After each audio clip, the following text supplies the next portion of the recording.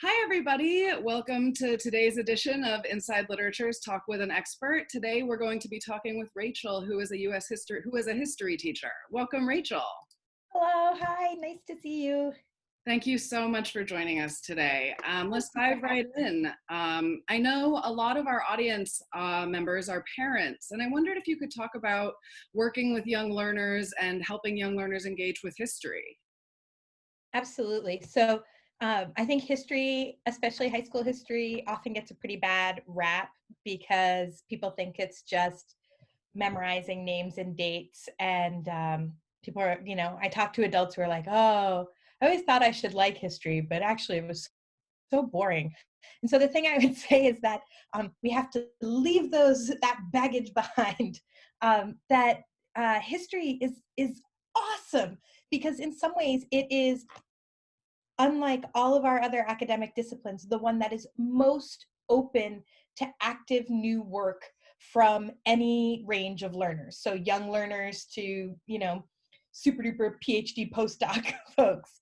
Um, it's not it's not set because history is all about meaning, and meaning rests with us as the learners instead of in the material itself. So it's all like, the exciting thing about history is, if you think, like, when you memorize names and dates, that's like if you bought someone a jigsaw puzzle but you didn't let them open it, so all they could do is look at the cover of the box. Yeah. But really, doing history, right, that's the key with young learners, is that you have to do history, not just study historical events. And doing history is a really active and exciting practice. It's being a detective. So it's like giving someone the jigsaw puzzle without the picture on the cover, and where, like, each piece could fit in lots of different ways. And it's all about sort of the judgment and context that you use in fitting these pieces together, and then looking at the picture that you built. So that picture says as much about the learner as it does about the material you're exploring. So it's really fun with high schoolers, because high schoolers and middle schoolers and even elementary schoolers, like, they all want to think about themselves, which makes sense. And so that's what's beautiful, is that it's this detective work that asks kids to know themselves and see the intersection of themselves with another time or another event. So I think the most exciting way to get kids into history is to make it all about questions and all about mysteries, because people love to figure things out and they love to solve things. So that's what we do in the history program where I teach, and that's my philosophy as a history teacher. That's excellent. Really good advice. But make it about the questions, about the mystery, about us. That's Absolutely. awesome. I think that'll be really helpful for a lot of our parents in the audience, especially when they talk to their children about their homework. How, Absolutely. Or even the question of, should you be studying this? yes. Right? And to have to evaluate it. What are the pros and cons? You're taking a week with this. What are you not doing with that week? Is it worth it? Is it not? Why? Well, let's look at the material. Well, this is important because if I know about this, well, I think this is really cool because it, like, this is like in my life. Like, I just think any way you can take it apart and really make it about the meaning of things, rather than, use the chronological order, use the data for something. We never want to study data just by itself out of context. That's being a computer, Yes. um, like I a love bad that. old computer, Yes. not even like a cool smartphone. So. Yeah, like, but that idea of asking yourself, why am I studying this? Why have I been assigned this piece of history to study? That's a question Right. that can really engage people because they're wondering much broader questions when they're asking that exact question. Like, what is the agenda behind teaching me this? What am I meant to learn, Absolutely. and what could I learn other than what I'm meant to learn? What's missing from this version, right? Are you looking at primary source material? Well, what's the source I wish I had? Why don't I have it? Could I find it? If I can't, why can't I find it? Whose voice is not there and why? What am I missing with that voice? Or if you're looking at a secondary source, who made these choices? What are they trying to steer me towards? Well, where do I want it to go? Yes, awesome. This is all excellent. So I was thinking about some of the history that you have told me you teach, and I wondered if you could tell us a little bit about some of those classes you teach. For example, in your course on Alexander the Great, do you have any cool anecdotes about this historical figure for us? Well, there are so many. It's part of why I love teaching my Alexander class. But really, you should know that one of the core questions in that class is what's gained and lost by studying one person? Um, and one person who was someone of great privilege and power.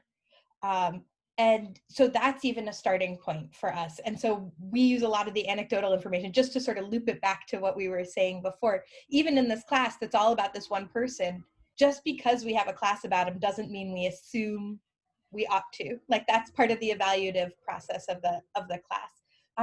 But there's so many good Alexander anecdotes. Like there are all these, well, so let me go back a little bit and just say one of the reasons I teach that class is because there are only 4 extant primary sources on the life of Alexander. There's lots of like bits of papyri and all kinds of images, lots of sculpture, and there's retellings of Alexander's life in lots of different cultural contexts. So there's great Indian epic stories about Alexander and Balkan epic stories about Alexander and Greek stories about Alexander.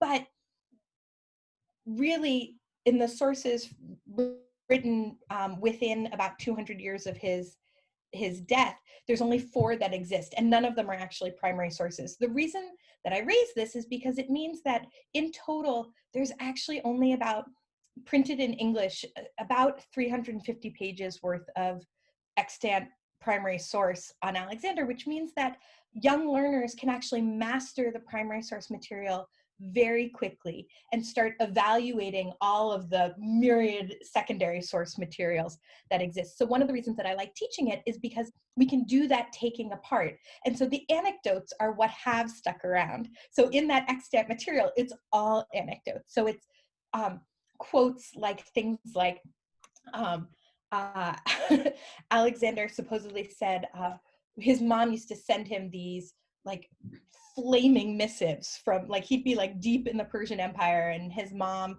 would send from Macedon, which is northern modern day Greece, these like incredibly, like, you know, I picture like the owls, like the howlers from Harry Potter, like he'd open them up and his mom would be screaming like, nobody's listening to me, no, no, no, you have to tell so and so.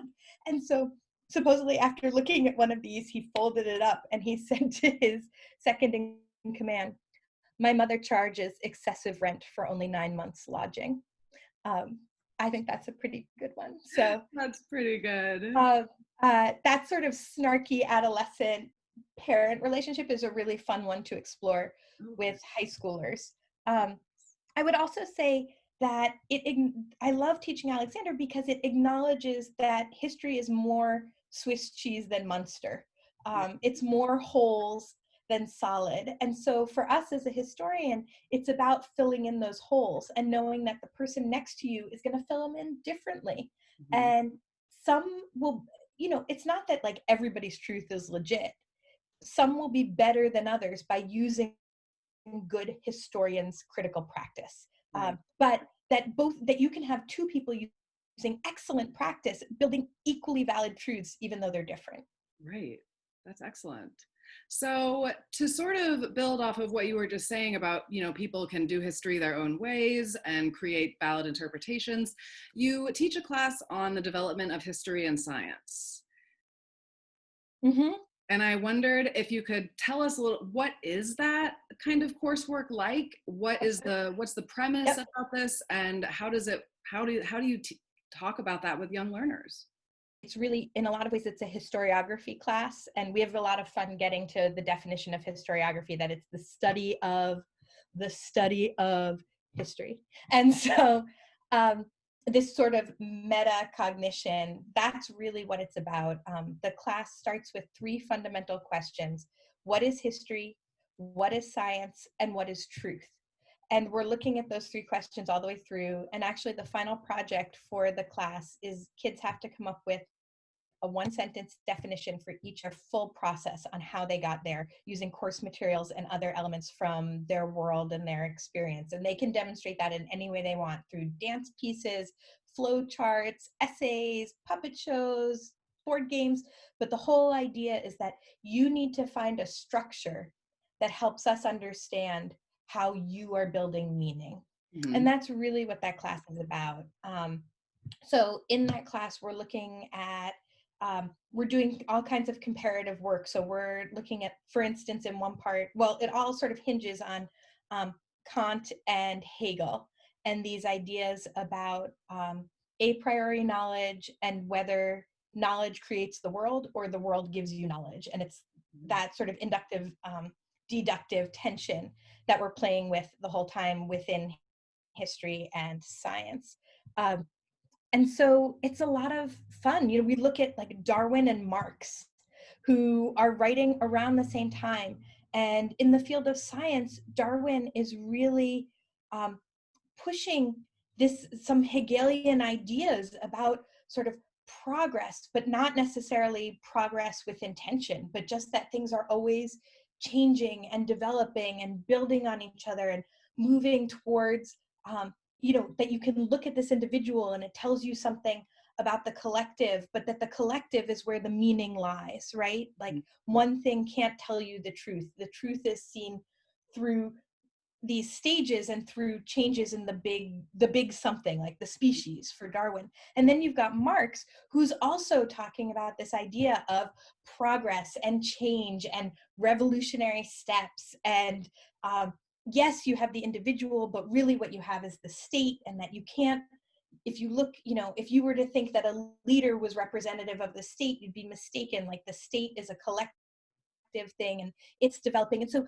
we see these sort of mirroring ideas around meaning happening in these two different disciplines. And so that's what we're looking at in there. That's really cool. And speaking of meaning, you teach a class on Cold War and Vietnam. And I imagine this is Yes. a class where a lot of people have preconceived notions about both of these events because they're rather popular in popular culture. Yes. And so we're dealing with, you've got both the Russian side of the Cold War, or the Soviet side, and the American side. You've got the Yep. Vietnamese side of the Vietnam War. You've got the US side of the Vietnam War. Could you talk about comparative history and creating meaning when so many different parties and stakeholders are involved?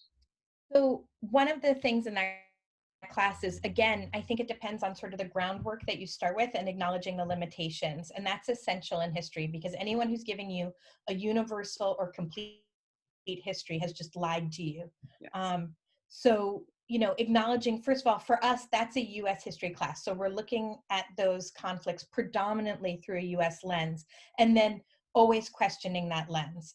Um, and so the key in that, I mean, one of the big things we're always tackling in that class is, especially around the Vietnam War, is really the the my students often struggle to see the realities of Vietnam War because it's so colored by so many families romanticizing of parents and grandparents' involvement in the anti-war movement, which, sure, lots of them were involved, but we can look at sort of the realities of that movement and its real impact, and what really ended the war, and what were the real tensions happening. The predominantly white anti-war movement that gets remembered really negates the role of um, the profound activism on historically Black colleges and university campuses, for instance, and the fact that people were killed and injured on those campuses far more than they were at Kent State. So a lot of it is even deconstructing that U.S. narrative, so that people are being handed amazing sandwiches about these events that are so complete. And we got to take them apart, and we got to see it's more Swiss cheese. And what that does is create space then to ask about the narratives we're not seeing, which includes a Soviet narrative, it includes a Vietnamese narrative, a Cambodian narrative. It also includes the narratives that have historically really fallen away from our understanding of the Cold War. So, neglecting the Suez Canal, neglecting Latin America, and sort of anti-communist American movements in Latin America, those have to be brought in. And it happens really fast, because when you start taking apart the traditional American narrative, kids start asking questions like, well, why was, like, if it's happening like between like the Soviet Union and the US, why is it only playing out in Vietnam? Well, it isn't. So like, let's go find where else. And why, let's ask, like, why do we talk about the Vietnam War? Why don't we talk about the Korean War? Like, one of my whole units is around the Korean War, which has a higher casualty rate for the amount of time the war was fought. And my kids, my US kids don't know anything about the Korean War. My Korean students know a lot about the Korean War. um, and um, and so, and then, so thinking about like, why have we chosen to focus on Vietnam and not on Korea? Why have we not been paying, why have you not heard, why haven't you seen, Oliver Stone movies floating around about Latin America? Like, there is one. So like, so that kind of thing. I don't know if that quite gets to what you were saying, I but think so, because it's quite a messy question with obviously what's going to be a messy answer. And I think it's really important, as you said, not to shy away from that fact that things are not going to have a clear-cut narrative. You're not going to right. have a yes or no right answer. You're going to have muddy waters, and accepting that and learning what to do with those. I think that's really important for our audience and for young learners to begin practicing.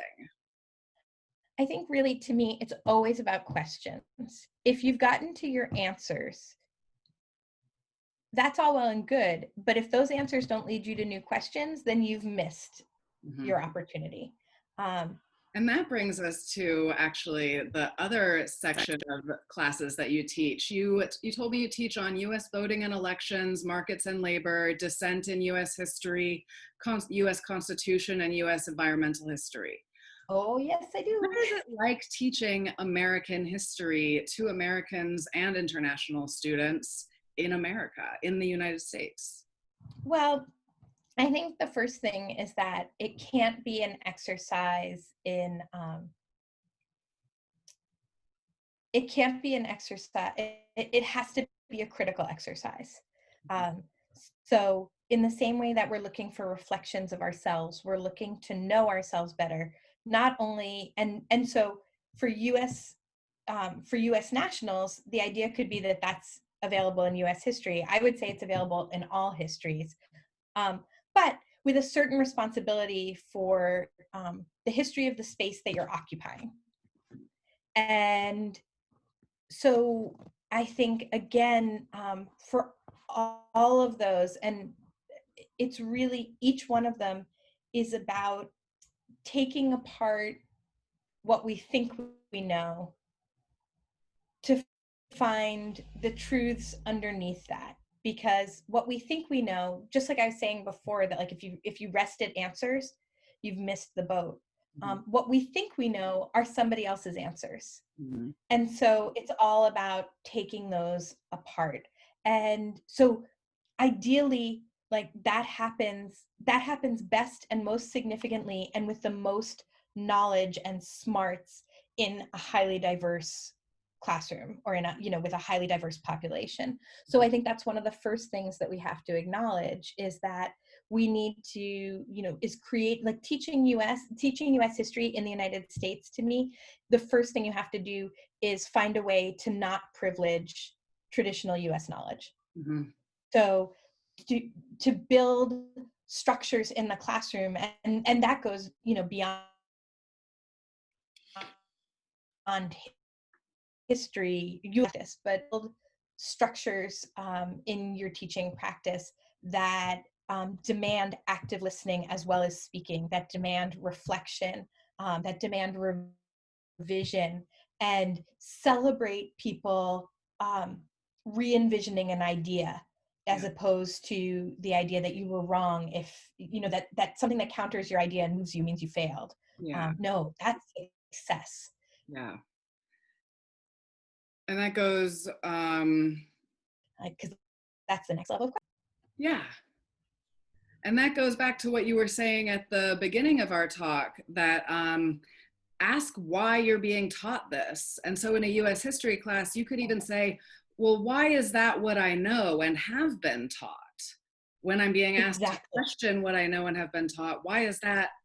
Why was someone telling me to take those conclusions? Absolutely. And it doesn't mean that the ones you have are wrong or bad, right? It could be that what you get to is, and that was exactly what I needed to know. That's great. Yeah. It just needs to be a critical process to get there, as opposed to like, oh, It could also be that you know part of something, and that's great, yeah, but you need to expand your knowledge base. You need to broaden the way that you're looking at a question. Perhaps you were looking at it from just a US national point of view, and reading some international authors' thoughts on US history might be enlightening in a certain sense, and just giving you a new absolutely. way to regard the material.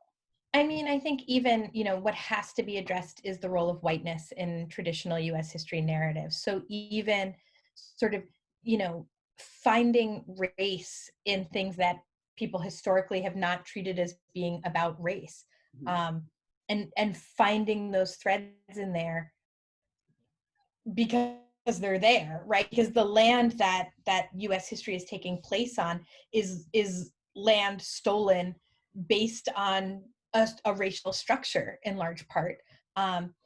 So it's there because of the ground that people stand on.